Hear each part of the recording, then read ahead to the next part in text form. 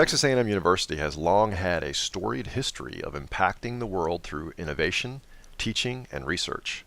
Over 20 years ago, the university recognized the need for a school of public health to increase Texas A&M's service to the nation and around the world.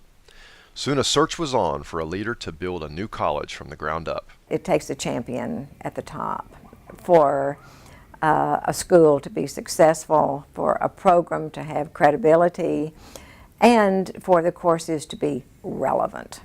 And so it was those things that we were looking for. And Dr. Ciro Samaya was finishing part of his work in Washington at HRSA, and perhaps keeping an eye toward Texas. And A&M, in its wisdom, was able to secure Dr. Samaya for this very important job as dean of a brand new entity, the Texas A&M School of Rural Public Health. In April 1998, the Texas Higher Education Coordinating Board approved the granting of degrees by the school. 5 short months later, in August, 23 very brave students started classes. Dr. Barbara Quorum was the first faculty member of the school and remembers the excitement of the early days. Our students were remarkable. They were so excited to be part of this new adventure. It was a very unique experience, and looking back, I don't think we realized how unique it was that all of our faculty knew all of us, and not just by name and not just by what we were studying, but they knew who we were, where we had been, where we were coming from, what our interests were. We had a lot of interaction outside of the classroom, a lot of interaction being part of developing a new school, getting our ideas and feedback that I don't think I realized at the time how important that was. In May 2004, the school received a full 7-year accreditation by the Council on Education for Public Health. This accreditation was completed in record time for a school that did not have a preceding public health degree program. We requested a full 7-year accreditation the very first shot, and we were successful with that and extremely proud of ourselves. Classes were taught in multiple locations until January 2006, when a new 3-building complex was completed on the A&M campus to house the school. An additional smaller building was then purchased in partnership with funds from the city of McAllen as another example of an academic community partnership. Within 8 short years, the school was ranked as a top 25 graduate school of public health by U.S. News and World Report. To underscore this accomplishment, it should be noted that the average age of the schools ranked higher than Texas A&M at the time was 40 years. Dr. Craig Blakely was recruited by Dr. Samaya from the Texas A&M Public Policy Institute as the inaugural head of the Department of Health and Policy and Management, later serving as both Associate Dean of Research and Academic Affairs, and later as the Second Dean of the School of Public Health.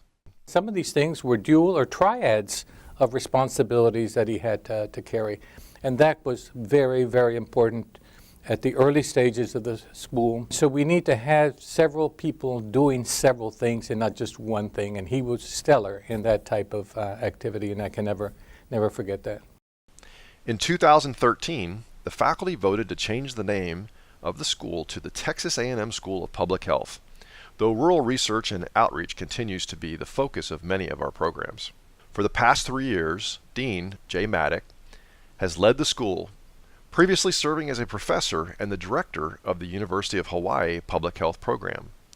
During his tenure, the school has experienced incredible growth, including the addition of a bachelor's degree in public health. The number of faculty have increased by 50%, and this past year a record was set for the most publications and research funding in the history of the school.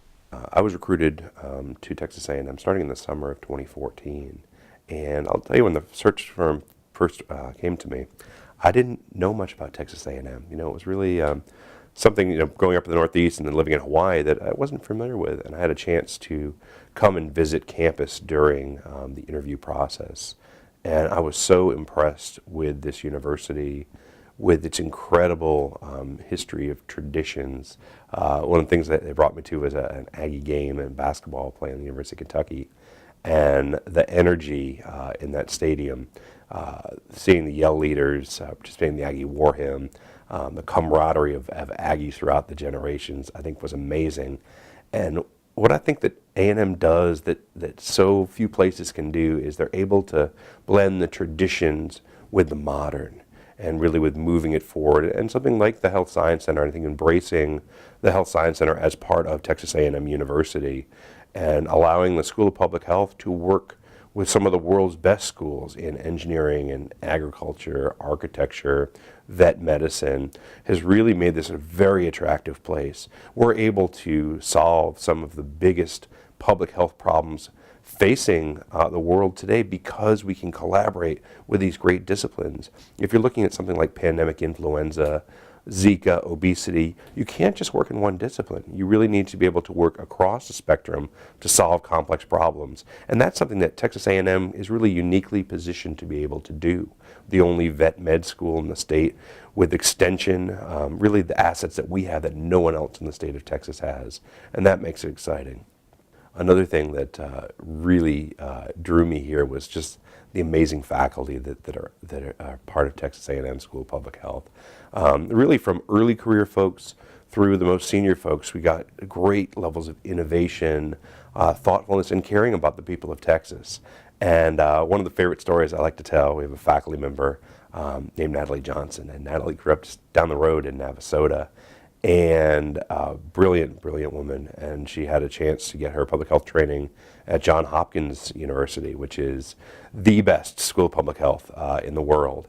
And when she was looking for a job, she decided to come back here to Texas A&M University, and we were so delighted to have her on the faculty. She was just recognized by the National Institutes of Health with this huge grant award as one of the top young environmental health scientists in the country. Today, the school impacts through public health interventions and/or research in all 254 counties in Texas.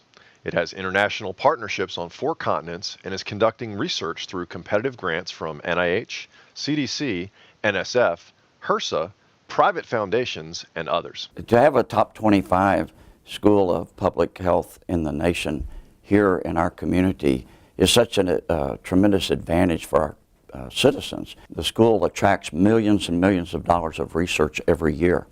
And what I think a lot of people don't realize is that they take those dollars of research and the programs are piloted here in our community. For instance, when the city of Bryan wanted to look for ways to encourage a healthy lifestyle in downtown Bryan, they wanted to develop some walking trails, and the school got involved in helping design those trails and actually are a major reason those trails exist today.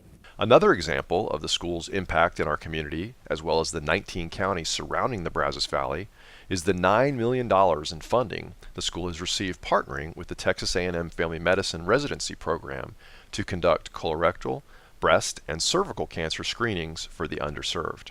Through funding from the Cancer Prevention Research Institute of Texas, we've been able to provide over 2,000 individuals with free colonoscopies, and we've detected several cases of cancer, precursors to cancer, have been able to remove those polyps, squamous cell changes, and in so doing, training the next generation of family medicine residents how to do this very important procedure. As of this date, over 4,000 women have had free mammograms. Clinical breast exams, close to 500, and that's the in-depth where there's actual cancer suspected. And so this has just been wonderful for women who are uninsured, don't qualify for Medicaid, and otherwise are not going further with their annual screenings, or if they get them at all. Dr. Marcia Ori, one of the biggest grant-funded faculty at A&M, leads the Center for Population Health and Aging and has been working throughout the nation to make the idea of healthy aging the new normal. For the past 12 years, they have worked locally with the Brazos Valley Area Agency on Aging. We have 7 active evidence-based programs that we have master-level trained individuals putting those programs on throughout our 7-county region. Chronic disease self-management, diabetes self-management, fall prevention, the Stress Busters program that's for caregivers, the cancer program. Graduate students from the School of Public Health help us with our medication management program and organizing where they can go into homes of our seniors and inventory the medications and over-the-counter prescriptions and drugs that our seniors are taking, and also they include the home remedies that our seniors are taking. And then they enter that information into a computer program that analyzes it to determine if there are potential adverse effects between those medications. A unique service the school offers in collaboration with the Counseling Psychology program at Texas A&M is Telehealth Counseling. Telehealth is the use of technology to bridge distances to give access to care, and so we use big screen TVs and high definition cameras to primarily provide services over video. The Center for Community Health Development, led by Doctors Jim Burdine and Lasako McIyer, identified mental health access as a need for this region, resulting in the formation of this service. It's been almost a decade, probably in planning, and 9 years in service delivery of free counseling services to 5 of the 7 Brazos Valley counties. We provided over 6,000 sessions, and we're coming up on the $1 million mark in free counseling services that we've brought to the community. Just folks that previously didn't have any access to counseling services. Over 80% of our clientele in their exit surveys say if not for the telehealth counseling clinic, they would have gone without counseling services. The school continues to provide opportunities for students to not only help communities, but to gain valuable work experience. EpiAssist is a student volunteer surge capacity group which allows students to get work experience in state and local health departments across Texas, and also provides surge capacity for those health departments during emergencies and disasters. Since the inception of EpiAssist in January 2015, the students have contributed over 5,000 hours of volunteer time to state and local health departments across Texas. In Brazos County, they've been involved in several activities, outbreak investigations associated with a foodborne illness, the assessment of risk factors for Zika virus and testing of mosquitoes, and 2 investigations of influenza outbreaks.